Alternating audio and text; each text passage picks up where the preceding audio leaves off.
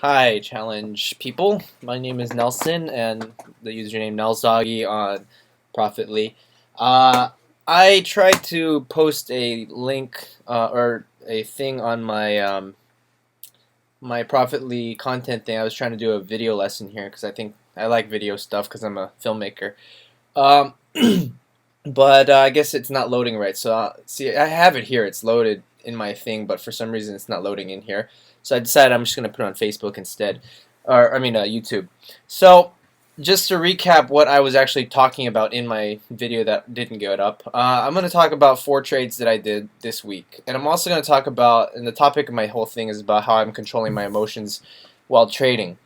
Um, and this is such a key thing, and I didn't really grasp this. I'm about, a little my background. I've been a challenge student for almost a year now, and it's getting close to the end of my 1 year challenge thing, and I really want to see if I can keep going with this because I really appreciate Tim and his team and everything he's done.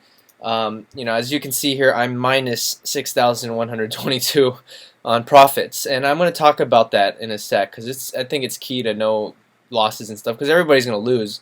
I'm sure a bunch of you guys have not lost as much as me. My winning percentage is only 39%. This is a year later now, and I'm still losing. You can see my recent trades are here. There's a couple more trades I haven't logged in yet, but I'm waiting for confirmation from the brokers. The brokers I use, E-Trade and Interactive Brokers. I started off with about $15,000, something like that. I got, I threw money in and I kept throwing money in.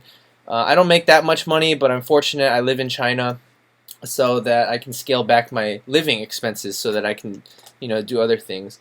So, I'm probably the one that you guys see in the chat room that's like, hey, everybody from Asia, and I have a 12-hour time difference. You can see my time right now is 8:30 p.m. This is about the time that I'm on the computer now and getting ready to do my stuff. But anyways, enough about that in my background. So, as I said, I'm about a year in. I have more losses than I have wins. Obviously, you can see that. But you know what? I'm not discouraged because these losses have really taught me some key things. And the number one thing I want to talk about is this controlling emotions. So I know Tim has talked about this many, many times, and Tim Grittani and Michael Good. This is Michael Good's spreadsheet. The difference is it's my trades. I've actually went through the last few weeks, and I've started to take everything off of Profitly and log it in myself. And this is actually something I encourage everybody to do. It's very meticulous, one thing I've been doing as well is I've been taking a lot of notes, and I use this thing called Evernote. You could use whatever program you want. Evernote's great. I like it. Like here's Michael Good's webinar from yesterday, or the day before yesterday. The main thing I asked him was, how do you control your emotions? Because he's a psychologist, so it's very important. And I've been like really studying in on this for trading. Why is emotion so important? It's because we're human beings. You have strategy. Like I've got the strategy out. I know what Tim buys. I know what he short sells. I know everything about it. I've gone through all of his DVDs. I've gone through a good portion of the video lessons, and I've tried my best to catch up with it. I've taken months off, and I've just really dived in and studied.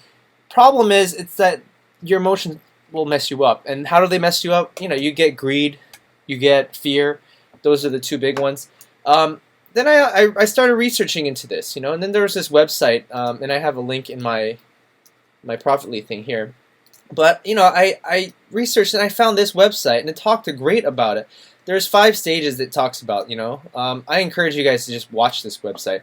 But the main thing it talks about is that when you're first starting off, like this one right here, where it says the first stage, unconscious incompetence. I mean, going back to my first trades before I even joined the program, is right here, Alibaba. Why did I join Alibaba? Because of Alibaba hype. I figure I put some cash in there and see if I can make some cash. No, I lost 50 bucks. I did it again and I lost another 30. I put some money in GoPro by accident and I made $140. I lost another 100 playing Apple. Then put some more money in GoPro, held it for a week, and made $1,000. And I was like, oh shit, I'm getting lucky. And as these trades kept going, it got to a point where I did a play with APT. This one, I gained 1,000, or I lost 1,000, it looks here, right? But if you look on the daily chart, I don't have it anymore here on iPhone, but I actually gained $3,000 that day. With a position size of 1,200, that's basically 100% of my account was invested, and it went from 850, and my exit price would have been, should, coulda, woulda, at 1150, and I would have had $3,000 gain, 30% of my account gain. But I held it overnight. See, my open date is here. My close date was the next day. This day is actually my birthday. On my birthday, I lost $1,000, and it sucked because I was at dinner, and I remember I couldn't like log out. I couldn't get out because it's pre-market, and I didn't realize what pre-market trading was. That's why education is so key. Now I know everything. I know what all this shit means. But like, I lost 10% of my account when I could have easily made 30% of my account. Or actually, nowadays, if I look back at it, I would have cut my gains early and probably made 50 cents a share with $500, rather than losing. That's, it sucks. But because of this loss, I jumped into the program, and that's what got me to be where I'm at today. So emotions are so important because it's like, but you see here, even afterwards, I still had a lot more reds. A lot of losses, a lot of losses, a lot of losses with some gains. But I looked at the reasoning why I lost, and like here, look at this part right here. This patch right here was back in February. I was a couple months into the program, and I figured, okay, I can do it. I've had a couple of wins.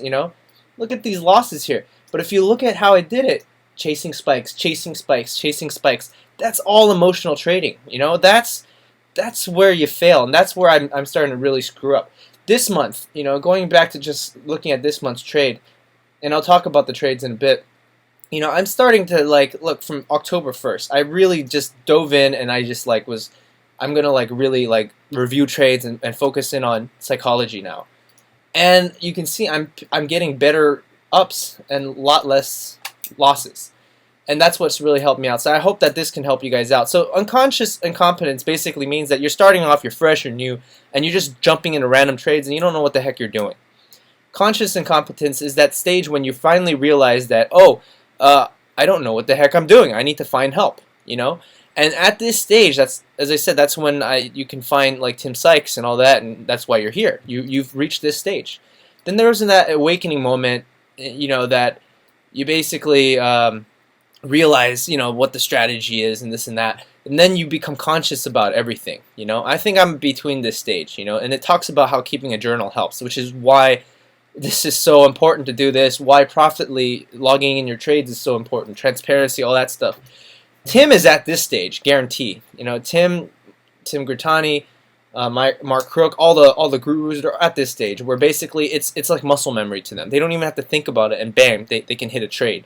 I'm not there. I'm obviously not there. So that I think is important to really understand that, and I don't think Tim's in the challenge program has touched that a little bit yet. I mean, they touched a lot about their strategy, but I don't think they really dived in this, and I think it's such an important thing, which is why I wanted to put this lesson out, or at least my take on this. So let's talk about the trades, so at least you can see what has happened. One thing that really helps is let's go back to the webinar here. Emotions for trading. This is what Michael Good says. Disciplined traders many are buff and work out, and they're buff and they work out because they're disciplined with their body as well.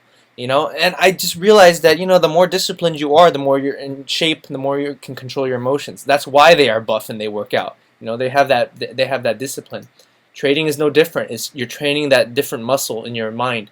Focus on what you can control. Position sizes and what trades make you that you can make.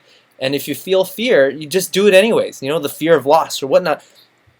Michael Good said the effective treatment is exposure therapy. If you get a loss, like I've had big losses. I've had so many losses that I'm just like, it doesn't faze me to lose $100 anymore. It's like, I've lost another 100, whatever. It's like if there's anything good about losing so much, it's that like all these reds, you just see so many of them. Is that I've gotten used to it now that I'm like, all right. So emotionally, my fear level is gone. Which some of these trades could have been in the green because I just was stupid, or not stupid, but just immature in that level. Trade tiny positions. That's one thing that has helped me. You notice my position size is 100 up to 500. Very rarely do I go to 1,000. But most of these are 100, 200, 300, 400, 500 positions. I mean, you'll also realize that while keying this in, you'll see that commissions do play a big role.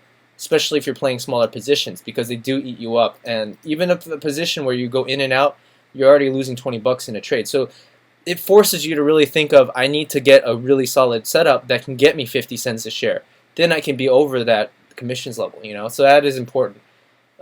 Eventually, it won't be important because you can just trade as much as you want, and you can, you know, you're as long as you know you're winning. Fear is good for you because it tells you something's wrong, and yeah, of course, medication. Well, he talked about some painkillers or something. I ignore that. I don't like to take any drugs or anything. Exercise, sleep, of course, it's a muscle. You know, you need to. I have a hard time with the sleep because I live in Beijing, so I'm 12 hours away from here. But you know, it's you do what you can. You can see the notes that I take on a daily basis now. Like I'm really into this. I really want to get as much as I can out of the trading challenge before I leave the program.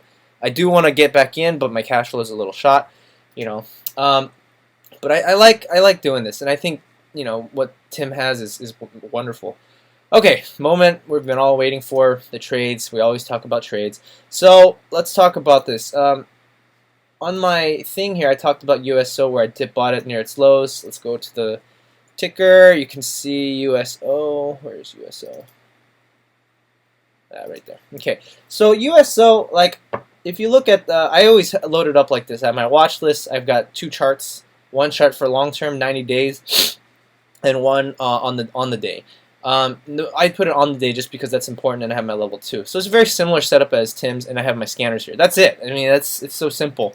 And it works for me, and it works for Tim, and I really like that. So let's go here to daily chart, 5 minutes. Okay, this dip right here, or I think it was this dip on this day, I bought it. Basically, I saw it tapping out above in the 15s, and it's been channeling quite a bit. There, let's go back to 30 days. So you can see, like, you know, it had the 3-day spike up, and I was able to pick that bottom quite nicely just because I had it on my watch list. I know Tim doesn't like to play oil because it's just a commodity, but you know, I was naive, and I just was like, you know, I'm gonna do it anyways. Stupid me though. I'm not touching oil after this, but I was able to capitalize on this. But it channeled between like 15 and the low 14s for a long time, from September, a month, and I bought it somewhere along here, and I lost it on a gap down. I think it was this one, like in the 15s, and I lost it on a gap down. I lost like 500 bucks on that. So I was determined to figure out where I can do this. But watching the support resistance, you know, there was a lot of support at low 14s, like around 1430. So I made a position, and I bought at 1430, and then looking at, you know, let's put it here. 14 days. You know, I bought it somewhere here, you know, around here, and I was able to get that dip. I mean, I had to hold through all this shit, but like you can see, it did that again here, and then it piked up. But you know, knowing Tim's strategy, you know, like you know that when it hits the next support line, you better get out because that's where I set my out at. So that's where I got my dip buy opportunity there. This helped train me because, you know, holding throughout this, I was upset with myself emotionally and everything. But on this day that it started to perk up, like emotionally, I was set. I knew that it had a chance to go up. I wasn't going to let my emotions ride me. My greed was in control because I already knew I had an exit point. And if it didn't hit this mark, I was going to be out of the trade because that was it. I didn't want to be invested in USO anymore. It just took way too long for me to get my money in and out. What's the next stock here?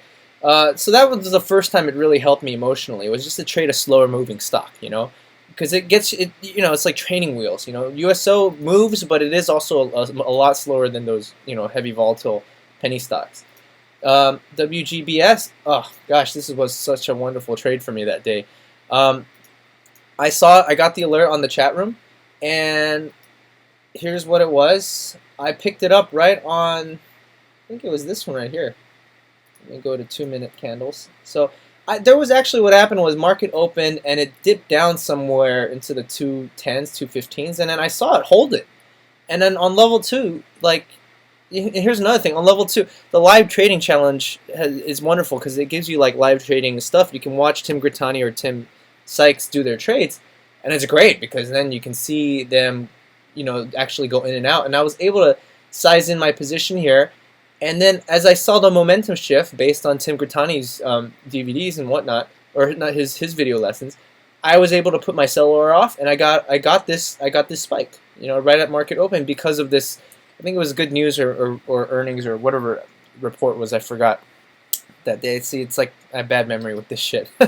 But that's how I was able to control my emotions. I didn't get greedy. I didn't want it to go any higher. And how?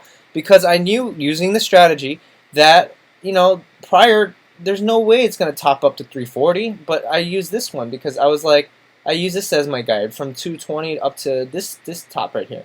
At around basically mid twos, And you can see it over here. It struggles and it goes sideways for a little bit here. So that's about right where it was. And I was right. I nailed it. And I got that. I picked that out. PACB, that was yesterday's trade. So on Friday's trade, this is what, yeah, right here. So this has been squeezing for quite some time. You can see on the long-term chart here, and it just, shorts are just like getting smashed on this. And I somehow do well with these kinds of plays, like this whole short squeeze thing. I didn't capitalize on this. I was a little late. My friend got it in the low fives, actually. He's still holding. I don't know why, but I told him to sell off. But he only had 2 shares because he used Robinhood. And I was like, you got to get yourself on E-Trade, buddy. But anyways, I saw this consolidation, But when Mark Crook put his buy order alert out, I was already a little late, and I tried to punch in at like 801, but it blew past it, so I punched it in back in at 815. And even then, the risk was what? Dropping down to $8. And that's only like 10 cents, but the upside was up to like the mid 8s, which it did kind of get to. Yeah, 850. That's about right where I was planning out to. But again, emotion was in check because I knew that if I catch this, it is going to squeeze because it has been squeezing in the past. So I knew that it was in my favor, and it was a Friday short squeeze. So the same indicators that Mark Crook had. Now, where's my exit? Well, I just basically stalked the level 2 like crazy, and I waited until I started to see that shift over, where the buyers, started running out, and I see the sellers coming in. I set my sell order a little bit lower than, like I think it was like 830 something. I think I set it down to 830 or 829, even while it was still up, and I got executed at the higher price. So I was able to score this little run up right here. And that's a great trade, Basically piggybacking off of what Mark Crook did but I was a little late on his. I mean, he bought it like here. I bought mine a little bit higher. It's maybe not a good idea to chase that, but I knew I had a good odds for that. What was the last one? Meat. So I'm just holding this overnight because like the same kind of thinking with Tim Sykes is. It's not even here. Sometimes E-Trade didn't save my watch list. Like the main thing for me was that I'm just seeing this hold its gains, and it's a contract, or what do you call a earnings winner, holding its gains, and it's basing near its highs, which is a really good sign. So because of that, I put in a buy order, and you know what, I'm risking dropping back down to here, and the same thing with what Tim had. He put his. I wanted to not trade this thing because it was just not moving a lot. But, I figured after sitting through the webinar, Tim was right. It does have a good chance. I did chase it a little bit. But, if I lose a little bit, sure. It's fine. But at least I gave it a shot. The key thing, though, I know that my emotions are checked. If it jumps up to, like, $2, something like that, I'll plan to get rid of at least half of my shares because at least I know that it's going to be up here. And it has a chance to pop up, as it did over here. And seeing this happen... and it's really holding its support over here. Like I got, it's not a bad trade. So, anyways, I know it's some of this is still chasing. This is a chase. This is a chase. But like this one was one I nailed, and I felt really good about. But if there's anything like just seeing how just studying up a little bit and understanding how your emotions work here. Those are the things that help me control my emotions now. And now I'm starting to see the fruits of that. And also journaling this helps you see it as well. I know the Profitly website has it, but I think if you journal it yourself, it really helps out tremendously. So anyways, that's kind of what I had going in for this emotions kind of a thing. But just I guess this is more of a recap of a trading challenge, and the fruits of my labor, or fruits of my labor in the program. So Tim Sykes Trading Challenge, wonderful program, and I think all the challenge students are very lucky being in here. Anyways, that's it. So yeah, like me on my Profitly, and yeah, tell me what you think.